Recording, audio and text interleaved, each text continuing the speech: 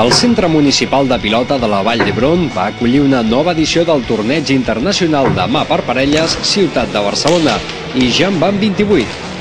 Després de l'èxit que es va obtenir en la passada edició, la Federació Catalana de Pilota va tornar a apostar per l'empresa ASPE i van tornar a coincidir a la capital catalana els millors jugadors de pilota a mà amb Augusto Ibáñez, àlies Titín III, al capdavant. Es van disputar 2 partits. En el primer ja van coincidir 4 excepcionals pelotaris. Els jugadors de La Rioja, Miguel Capellán, davanter que va debutar com a professional l'any 1992 i que atesora, entre altres, el títol de campió de mà parelles de primera categoria, i el seguer Cecilio Valgañón, que ha debutat enguany com a professional i que va tenir com a rivals el català Luis Cabrero, de Mollet del Vallès, que l'any passat ja va debutar en el torneig, i a Xavier Galararza, jugador biscaí que té en el seu haver tots els títols possibles en segona categoria.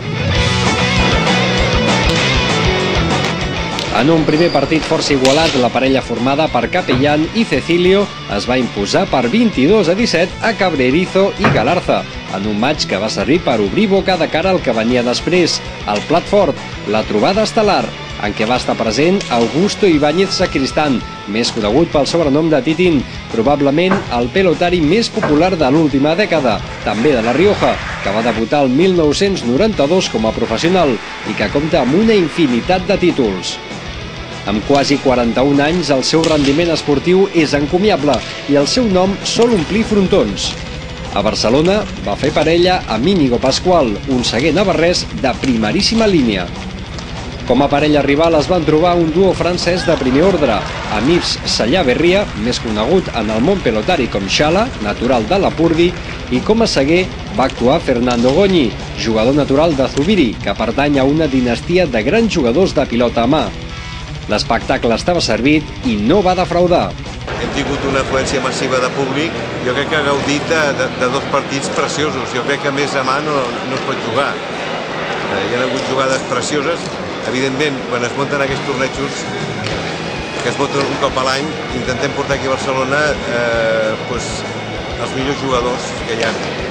El Titín, que és un mite vivent, i amb els seus 30 i pico d'anys, quasi acostant-se als 40, com has vist, es mou com un xamalet de 18 anys. I el Xala, que ha guanyat el partit, és un francès que juga molt a la pilota. Jo crec que han donat un espectacle que la gent serà molt contenta d'aquesta ciutat de Barcelona. El nombrós públic present a les grades del Centre Municipal de Pilota de la Vall d'Hebron van gaudir amb un grandíssim partit amb sorpresa protagonitzada per la dupla francesa, Xala i Goñi, que es van saber imposar a Titín i Pascual per un ajustat 22-19, posant el punt final a una vibrant jornada de pilota a la ciutat de Barcelona, que cada any aconsegueix reunir a la ciutat comtal el major talent de la pilota, i enguany, després del que es va veure a la Vall d'Hebron, queda clar que el nivell mostrat no va decepcionar a ningú.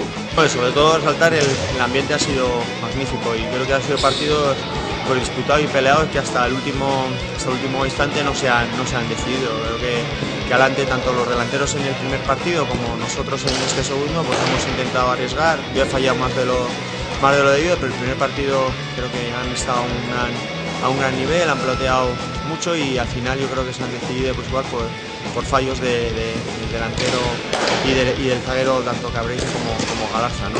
Creo que Capellán y Cecilio han jugado muy igual. En el nuestro pues igual, hemos sido todo el partido así, 2-3 iguales, es un partido yo creo que he jugado rápido y al final pues ellos han tenido menos fallos que nosotros, han aguantado más en el peloteo y se han llevado la victoria.